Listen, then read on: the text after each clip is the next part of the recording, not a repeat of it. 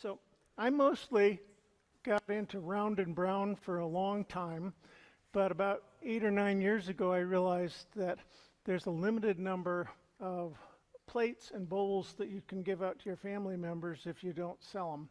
And needing to do something besides just having just the plain bowls, one of the simplest things is to start embellishing the edges.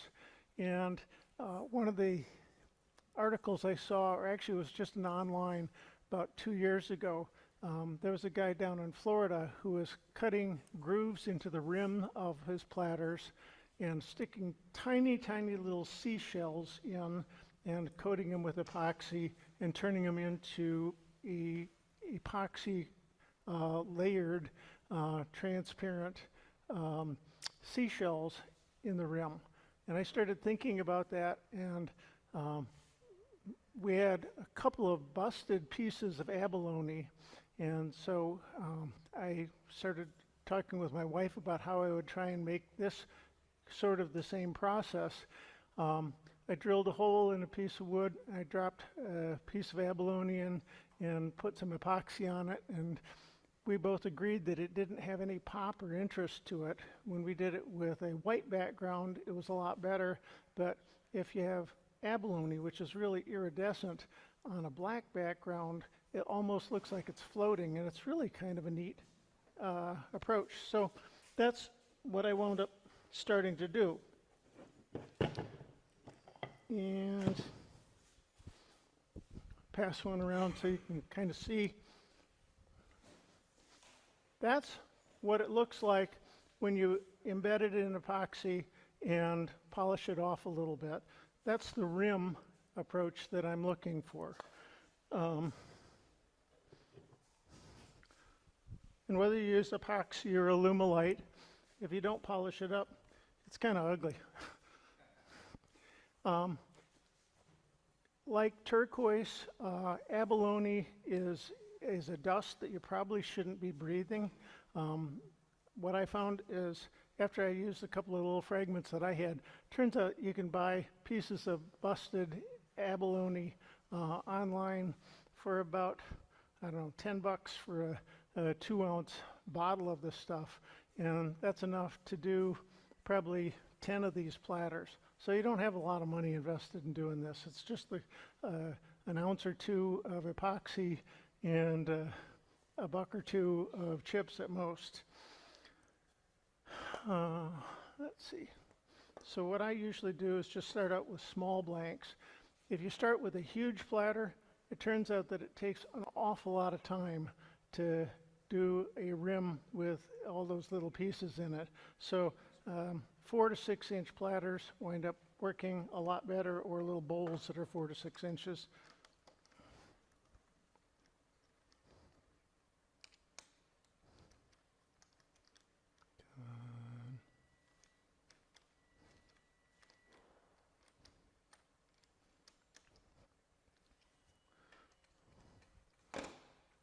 So I usually start off initially just taking a little piece, turning it round. I turn just a little recess for holding it on both sides of each piece of wood once I'm starting. It winds up being a lot faster if you do it to start with on each side.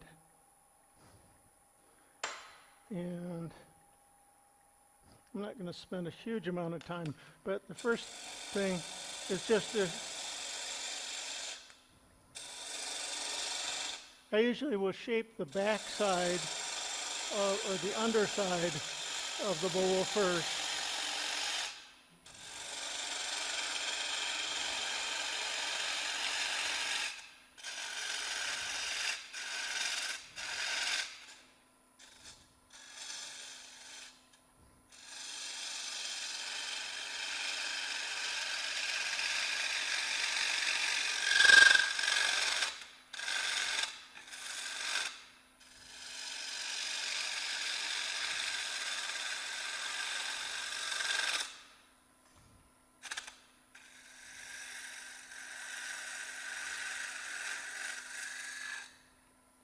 All right, that's enough of that.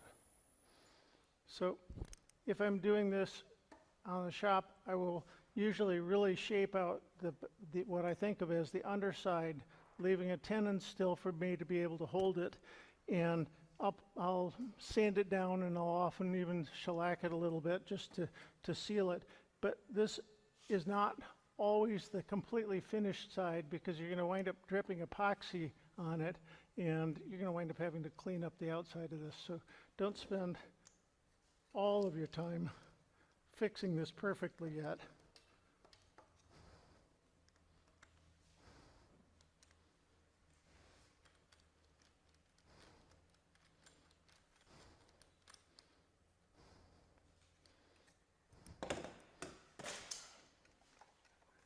Smooth.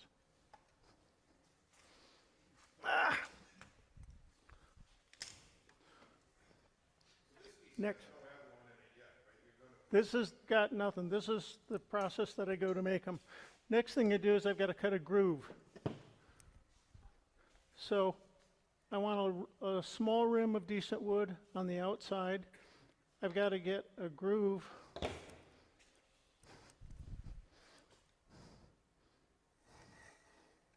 from about there, and I found that for the pieces that I'm using, about 4/10 of an inch, I forget what that is in millimeters, winds up being about the best looking for the size pieces that I'm using. So I'm going to have to cut a groove in here in which we're going to stick abalone eventually. I use just a diamond parting tool.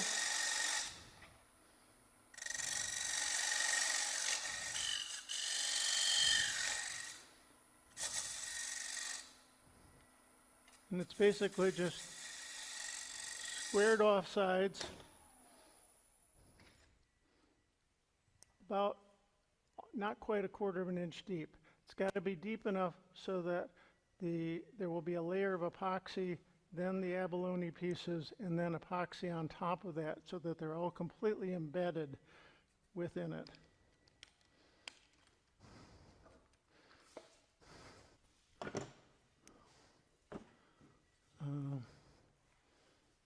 Yeah.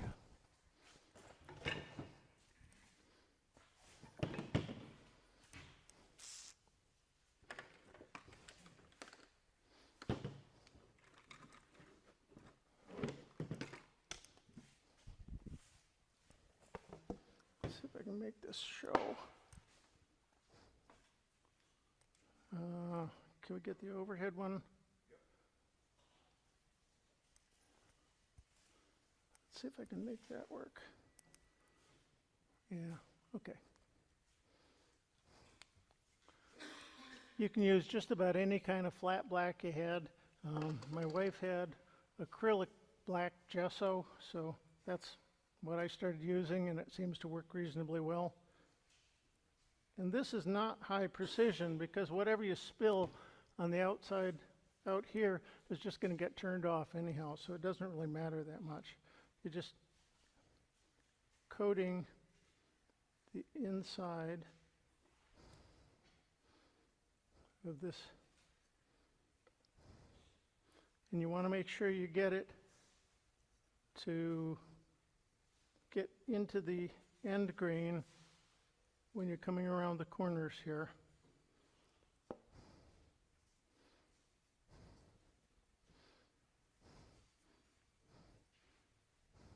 So if you're doing 4 or 5 of these, it doesn't take long to set up a bunch of blanks to do this. So it's easy to do as production.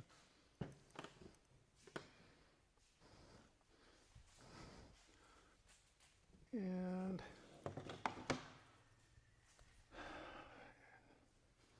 will this show well enough? How close can you get? Come on in close, see if you can get. Yeah.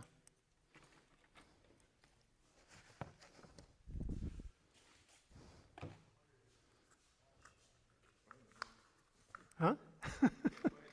Sorry, I can't help you.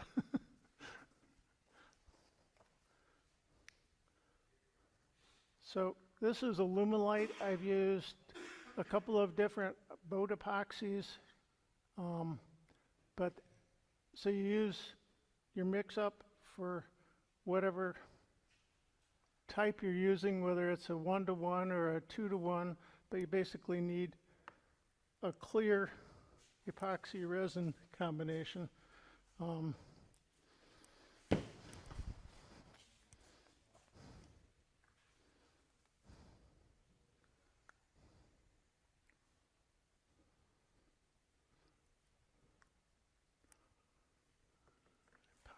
easy.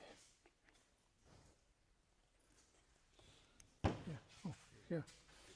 Yeah. Perfect.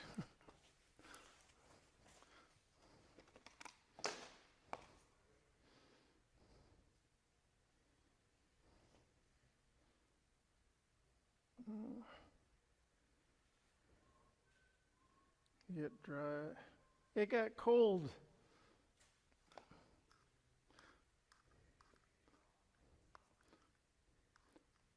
So this is medium speed boat epoxy equivalent, which will cure in about, cures hard to touch in about 8 hours, but it really takes about 2 days to really dry. If it doesn't feel like it's completely done when you test it the next day to touch it to your finger, if you heat it up like 80 or 90 degrees, it'll kick a lot faster and it'll cure a lot faster.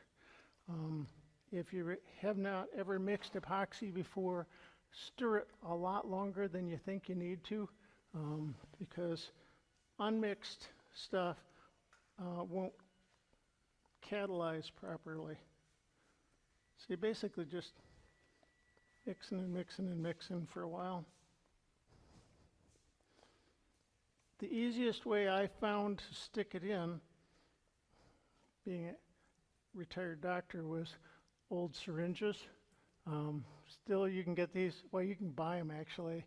You don't need anything else, but if you know somebody who works in a hospital or a nurse or somebody, just tell them you need a couple of non-sterile ones and you're not going to use it for drugs.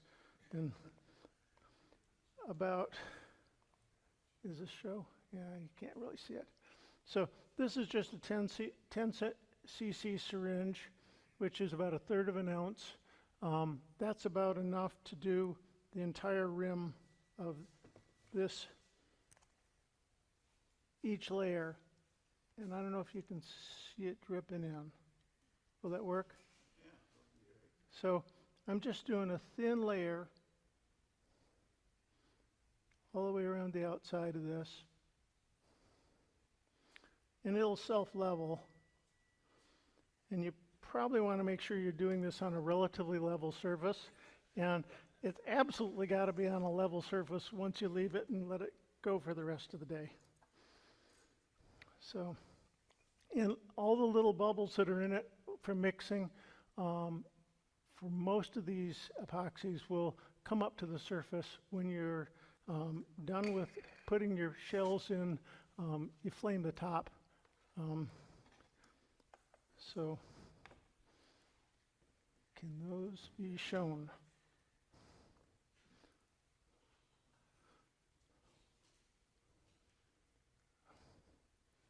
So all you do is drop these in. If you're like my wife, you actually have to be very careful about exactly which ones go where.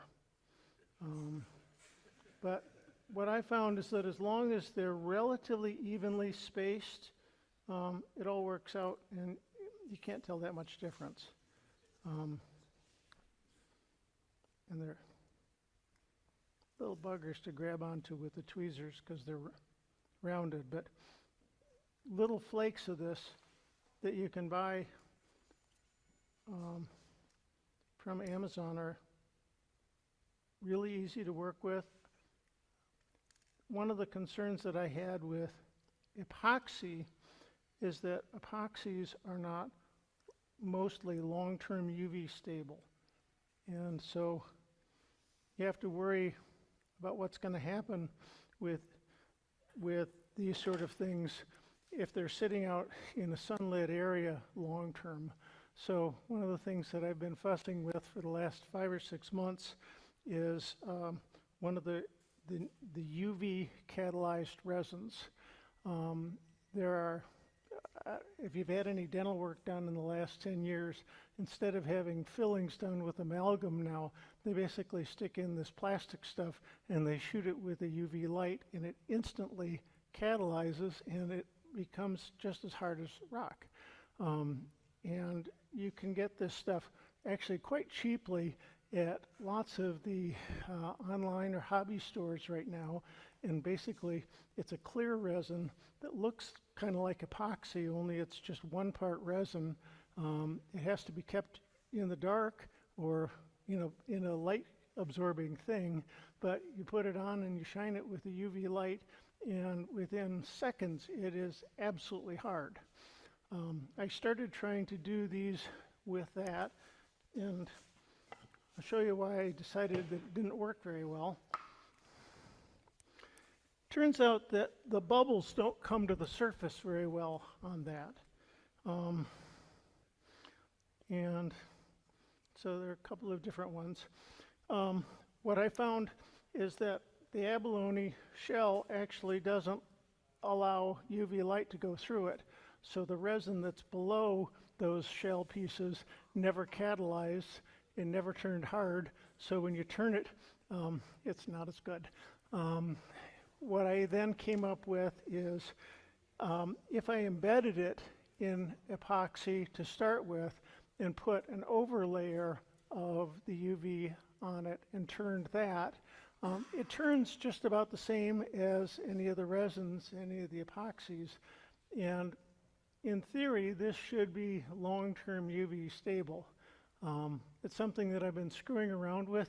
What I did discover is that if you've ever worked with epoxies, once epoxy is really cured, you have to either etch it or you have to wash it carefully with denatured alcohol before you put a next layer on, or it won't completely fuse in. And the first 2 that I did of that, I neglected to pay attention to that, and it turns out that the top layer of clear plastic pops off quite nicely when you trying to turn it. But I'm still working on it. I think it has a lot of potential. I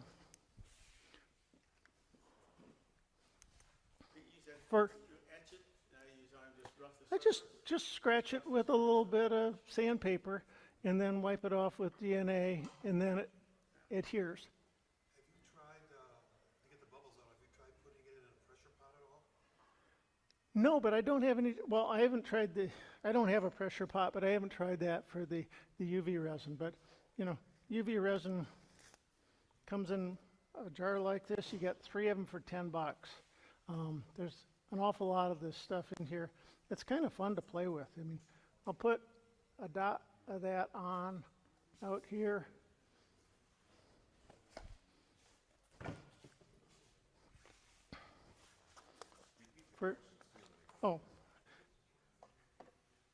So I'll put a dot of that stuff on, and I'll just shine a UV light on it.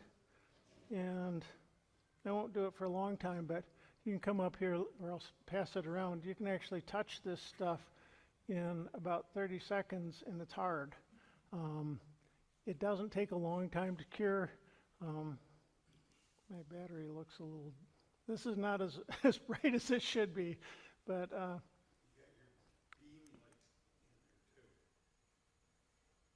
yeah, but that doesn't have much UV. But, I mean, even that's enough. Just keep shining on. That's the UV resin. I think UV resin has a lot of potential for fun stuff to do in wood turning. So, my first layer is here. It's had a chance to settle.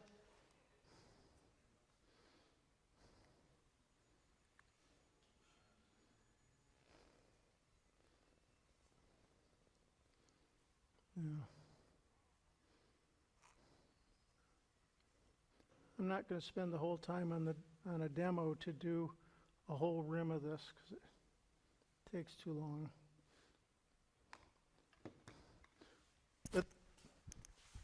That is about as full as it needs to be.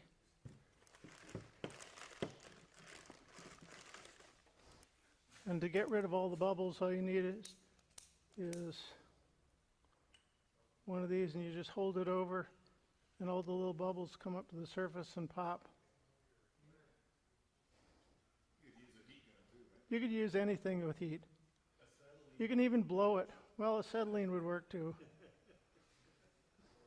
But it's not, I mean, this resin's not flammable, so it's not going to do anything. You know, that's a good way to get rid of bubbles. Now I'm going to let this stuff. Yeah, don't touch it. Yeah, you don't want it on your fingers. All right, get rid of this. I'm going to put this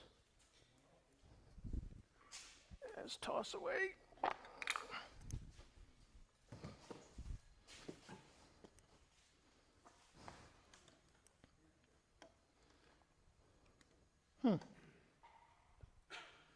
What did I do with the damn? They put it, yeah. Downside of not being in your own shop.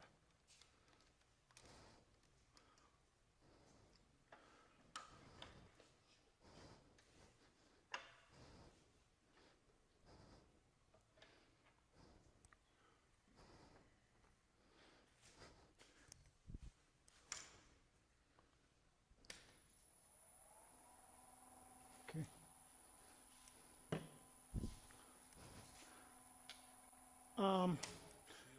Didn't, yeah. So this is a piece that I just finished the outside. I didn't do the inside. Finishing the inside before you're done with the epoxy is often a mistake because you'll get a little dribble of the stuff. Finishing it before you're done with all of the black painting is a mistake because you'll wind up having to sand it all off and redo it again. So get the epoxy part done before you start finishing the inside of your bowl. Before you finish the outside of the bowl, you'll have something will happen or another. You'll get a drip on it, and then you have to refinish the whole thing over again. So get to this state before you start finishing. So head.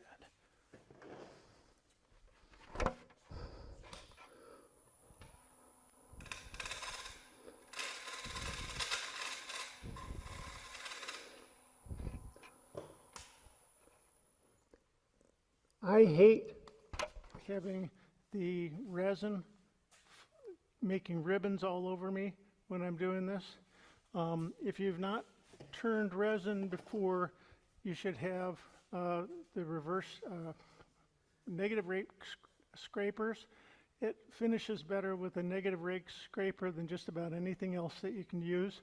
So what I figured out for myself is I do a shop vac. I do a shop vac right next to, and if you hold it properly,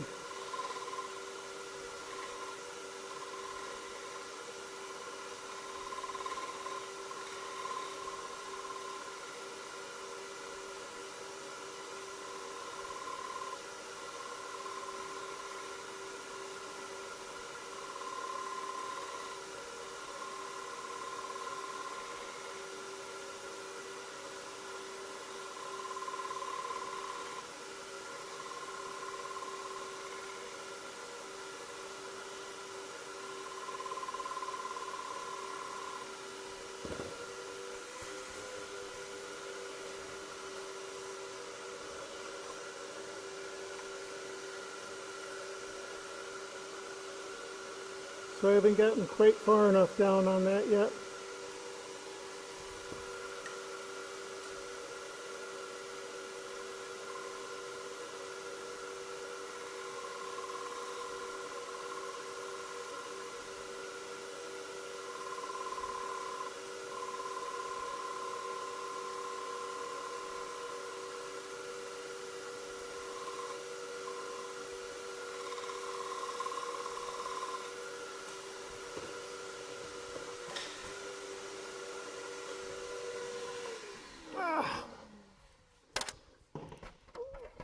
So,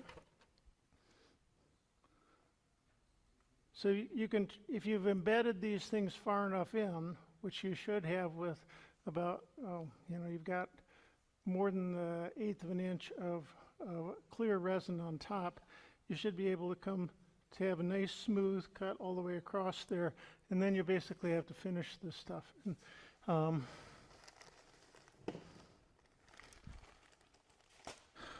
who was doing resin with us? They talked about getting the bowling ball finishing kits. Who did we have?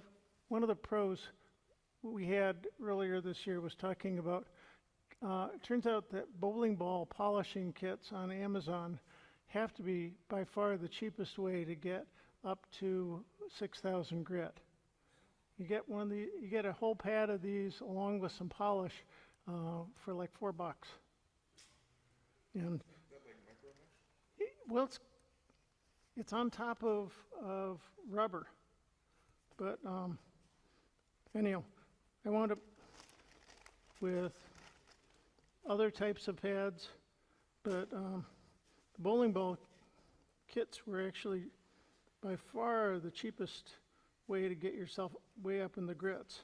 And you have to polish this stuff pretty finely if you're going to try and have something that really looks transparent. So I usually just zip through the grits if I can find where I'm starting.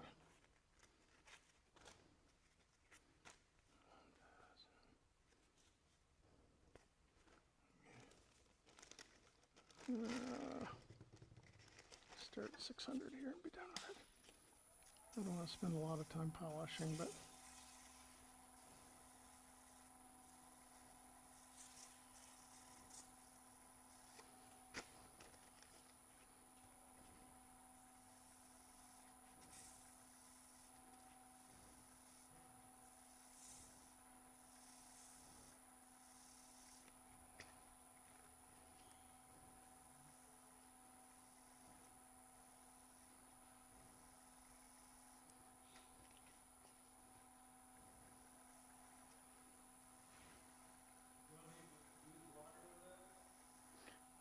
you can wash them all. These things are washable afterwards. So once they get all cretted up, I don't, because I'm not holding it. If you hold it really tight, you'll start friction burning it, but don't do it that long. This is just get it done real quick.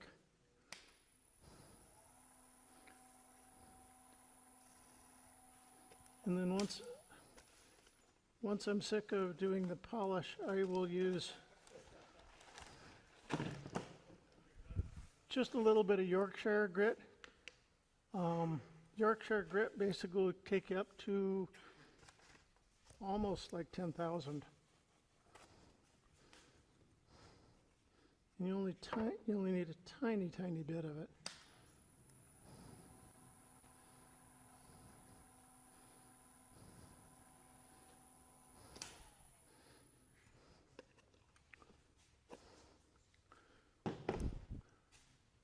And then paying attention to it, finish the rest of your bowl and do whatever you want to do to finish it. Those kits are on Amazon for anywhere from like $9.99 to $15.99. Okay. They're probably coming from China, so they got extra tariff now.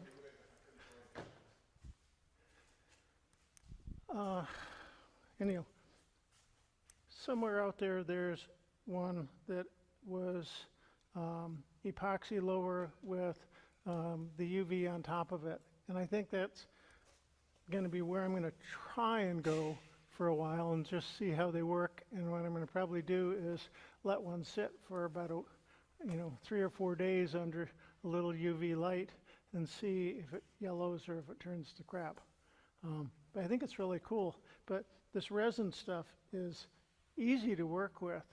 Pen turners are starting to use it now instead of like super glue finishes. Because the super glue finishes are not long-term stable.